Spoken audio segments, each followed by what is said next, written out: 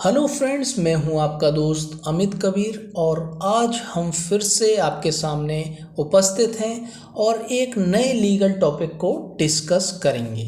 ये legal topic बहुत ही important है।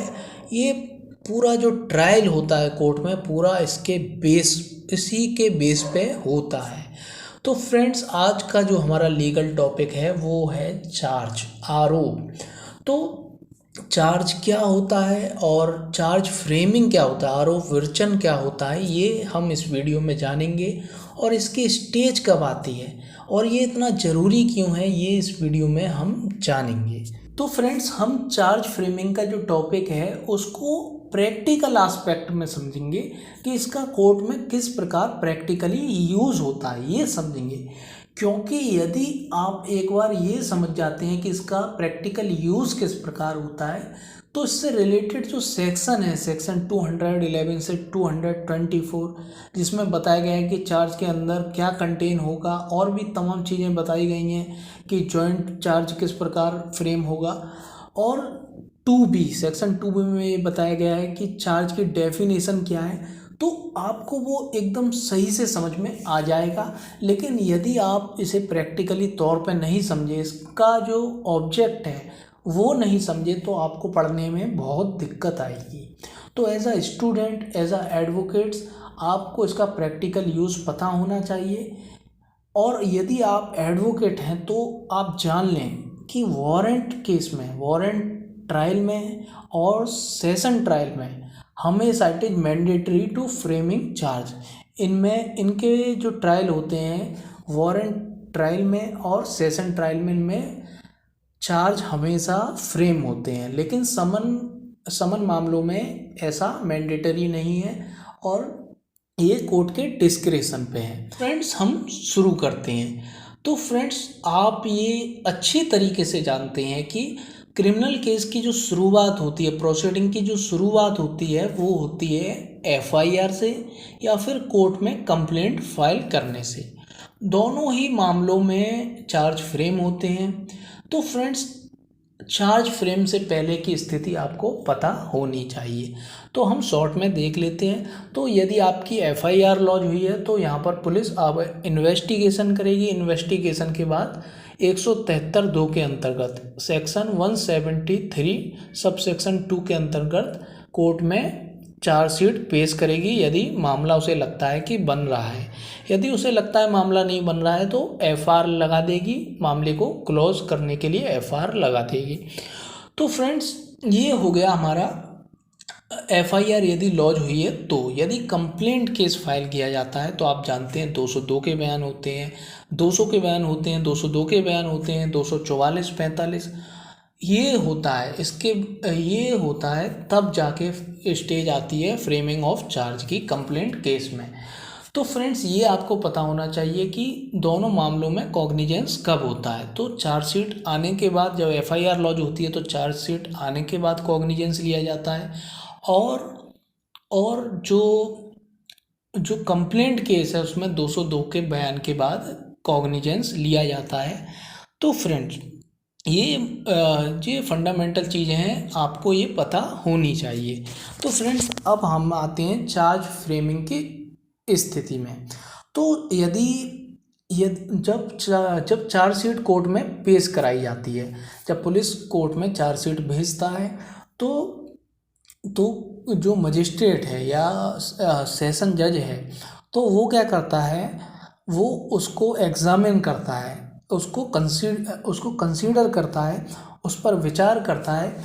और उसको लगता है कि जो जो ये इन्वेस्टिगेशन हुई है, जो चार्जशीट आई है, उसके आधार पर अभियुक्त के अगेंस्ट प्रीमा फेसी ऑफेंस बनता है। प्रीमा फेसी ऑफेंस बनता है तो वो चार्ज फ्रेम करेगी। इसी प्रकार से 244 के बयान, 245 के बयान के बाद जब कोर्ट को ये लगता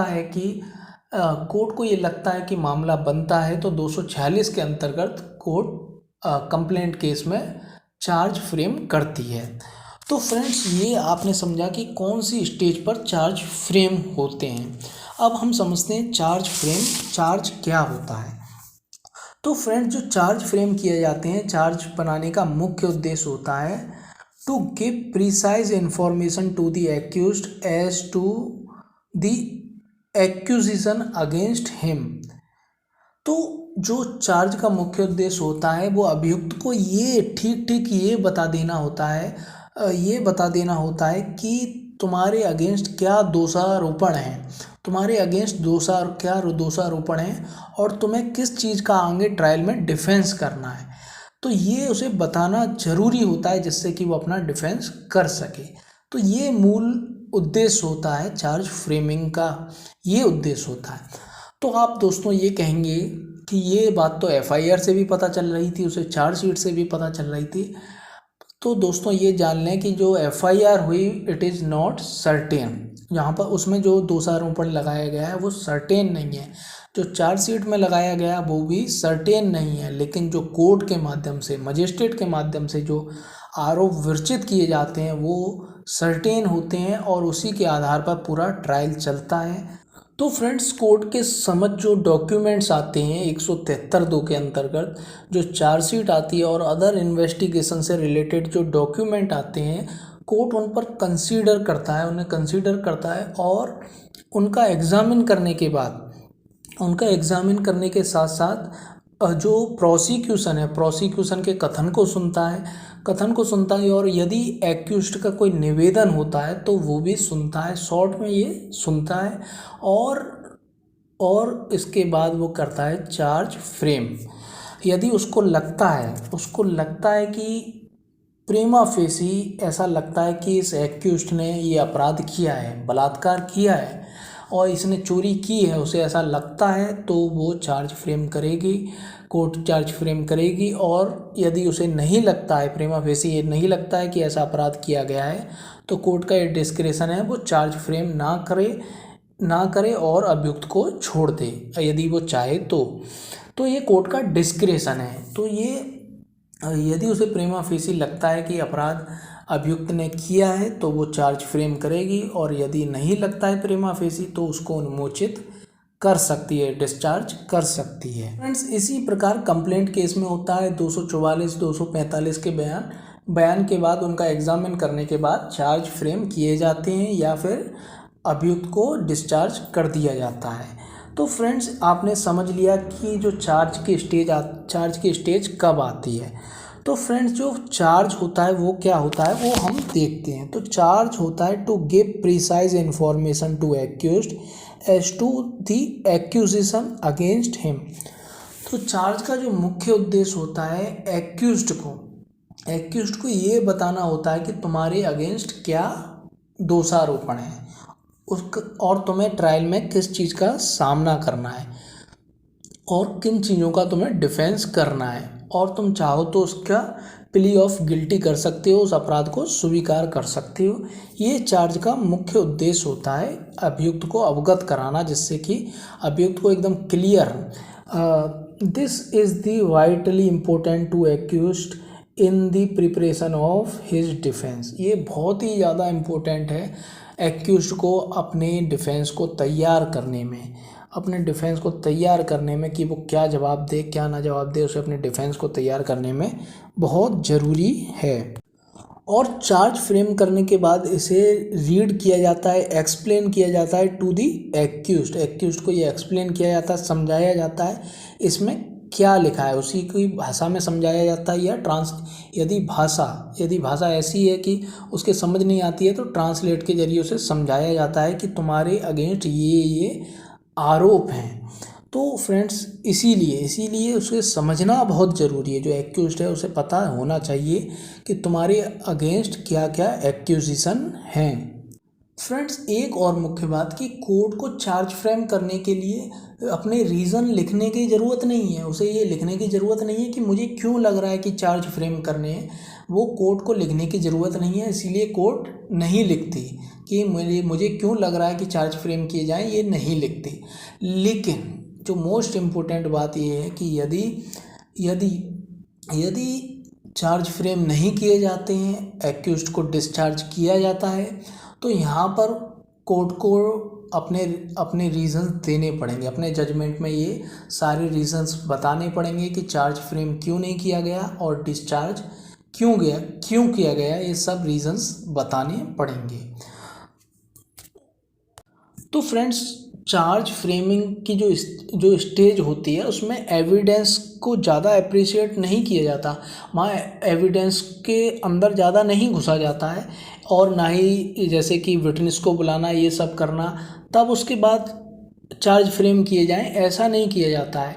केवल प्रोसिक्यूशन का जो सरकारी वकील है उसको शॉर्ट में सुन लिया जाता है, उसके निवेदन को। यदि एक्यूज्ड कोई निवेदन करना चाहता है तो शॉर्ट में उसके निवेदन को सुन लिया जाता है और चार्ज फ्रेम कर दिए जाते हैं।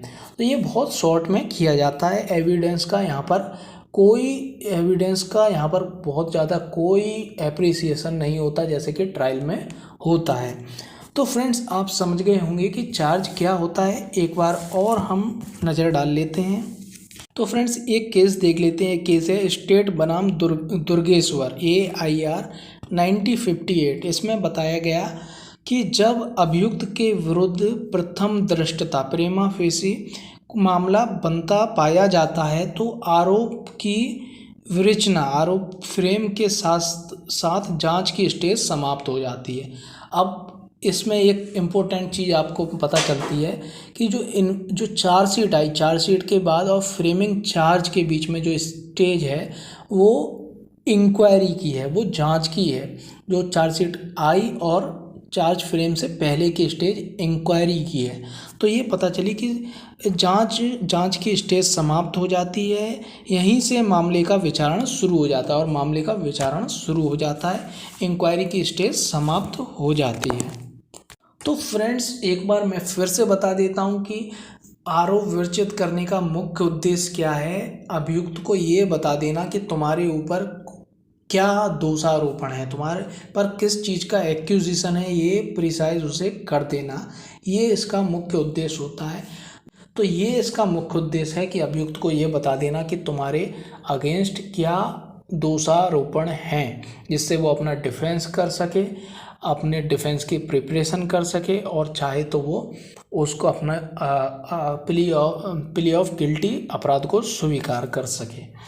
तो ये फ्रेंड्स उसका उद्देश्य होता है चार्ज फ्रेमिंग का। और चार्ज फ्रेमिंग किन किन मामलों में किए जाते हैं, तो ये केवल वारंट मामलों में किए जाते हैं। वारंट मामले और सेशन न्यायालय के मामले के विचारण, तो दोनों को ही वारंट मामले कहते हैं, कोई दिक्कत नहीं है। तो वारंट मामलों में और सेशन न्यायालय के समक्ष जो विचारण होते हैं उन मामलों में ये it is mandatory to frame charges. तो ये मैंडेटरी है, लेकिन समन मामलों में ऐसा मैंडेटरी नहीं है, ये कोर्ट के डिस्क्रेशन के ऊपर है, वो चाहे तो आरोप विरचित कर सकती है। तो आप समझ गए होंगे फ्रेंड्स। हम इसमें सेक्शन 211 और देख लेते हैं इसके साथ कि आरोप के अंदर क्या क्या कंटेन मुख्य रूप से होते हैं। तो फ्रेंड्स, चार्ज में अभियुक्त के अगेंस्ट ये आरोप लगाया जाएगा कि तुम्हारे अगेंस्ट ये आरोप लगाए जाते हैं। तो यदि अपराध का नाम बताया गया है, जैसे मर्डर का नाम बताया गया है IPC में, या किसी भी और जो भी एक्ट हैं, जो क्रिमिनल एक्ट्स हैं, उनके अंतर्गत यदि अपराध का नाम बताया गया है तो उसमें उस अपराध के नाम से उसे मेंशन किया जाएगा तो कि तुम्हारे अगेंस्ट 376 के अंतर्गत बलात्कार का अपराध तुमने किया है, तो ये आरोप लगाया जाता है, ये किया जाएगा। यदि उसका कोई परफेक्ट नाम नहीं है, स्पेसिफिक नाम नहीं है, तो उसकी इतनी डेफिनेशन दी जाएगी जिससे कि एक्यूज्ड को ये पता चल सके कि मेरे ऊपर क्या आरोप लगाया गया है, उसकी केवल इतनी डेफिनेशन बताई जाएगी। और इसके अंतर्गत ये बताया जाएगा कि किस के अंतर्गत, IPC के अंतर्गत आपके अगेंस्ट ये आपने अपराध किया है, IPC के अंतर्गत या SC/ST एक्ट के अंतर्गत या फिर पॉक्सो एक्ट के अंतर्गत, किस एक्ट के अंतर्गत किया गया उस एक्ट का नाम बताया जाएगा और उसका सेक्शन बताया जाएगा कि आपने 376 किया या फिर 3/4 डोरी प्रोहिबिशन एक्ट किया गया। तो जो भी अपराध है उसका सेक्शन बताना पड़ेगा और किस एक्ट का है वो ये बताना पड़ेगा। और जो चार्ज जो लिखा जाएगा वो कोर्ट की लैंग्वेज में लिखा जाएगा। और उसने कोई प्रीवियस ऑफेंस किया है जिसमें उसको सज़ा मिली थी, को प्रीवियस उसका कन्विक्शन हुआ है, तो यदि उस प्रीवियस कन्विक्शन के आधार पर उसे उसकी सज़ा बढ़ सकती है, तो उसका भी इसमें जिक्र किया जाएगा, चार्ज में उसका भी जिक्र किया जाएगा, प्रीवियस कन्विक्शन का भी जिक्र किया जाएगा, लेकिन तभी जब उसके आधार पर सज़ा बढ़ सकती है, सज़ा प्रभावित हो सकती है, सज़ा बढ़ सकती है, तो उसको मेंशन किया जाएगा। और इनमें क्या होगा, अपराध का समय भी मेंशन होगा, अपराध का स्थान भी मेंशन होगा, और उन व्यक्तियों के नाम जिनके अगेंस्ट अभियुक्त ने अपराध किए हैं उनका भी नाम इसमें लिखा होगा। तो ये चार्ज फ्रेमिंग की मुख्य बातें हैं, ये उसमें लिखी जाएंगी। और भी इसमें प्रोविज़न्स हैं फ्रेंड्स, इसमें और भी प्रोविज़न्स हैं जिसमें और भी चीज़ें बताई गई हैं कि जैसे कि 218 में ये बात बताई गई है, स्पेसिफिक रूल ये बताया गया, the basic rule that for every district offence there shall be a separate charge and every such charge shall be tried separately. 218 एक जनरल रूल बताता है कि प्रत्येक अपराध के लिए, प्रत्येक अपराध के लिए पृथक पृथक विचारण किया जाएगा। ऐसा नहीं कि व्यक्ति ने 2 अपराध किए, आज चोरी की और कल दूसरे दिन चोरी की, तो दोनों का एक साथ विचारण किए जाए, ऐसा नहीं, उसका अलग अलग विचारण किया जाएगा। लेकिन फ्रेंड्स इसके कुछ एक्सेप्शन भी हैं, जो सेक्शन 219 में, 220 में, 221, 223 में इसके एक्सेप्शन बताए गए हैं, जिसमें कि एक साथ विचारण किया जा सकता है, पृथक पृथक अपराधों का एक साथ विचारण किया जाता है। तो आप उसको पढ़ सकते हैं, आपके कॉन्सेप्ट क्लियर हो गया है कि आरोप विचरित करना क्यों ज़रूरी है और इसका इतना इम्पोर्टेंस क्यों है। तो फ्रेंड्स सिविल मामलों में भी बाद बिंदु तय किए जाते हैं, उसमें भी इस तरीके से ट्रायल चलता है, तो सिविल मामलों में भी चार्ज फ्रेमिंग को बाद बिंदु कहते हैं। तो फ्रेंड्स आप समझ गए होंगे। तो friends thank you very much, please share this video and subscribe our YouTube channel.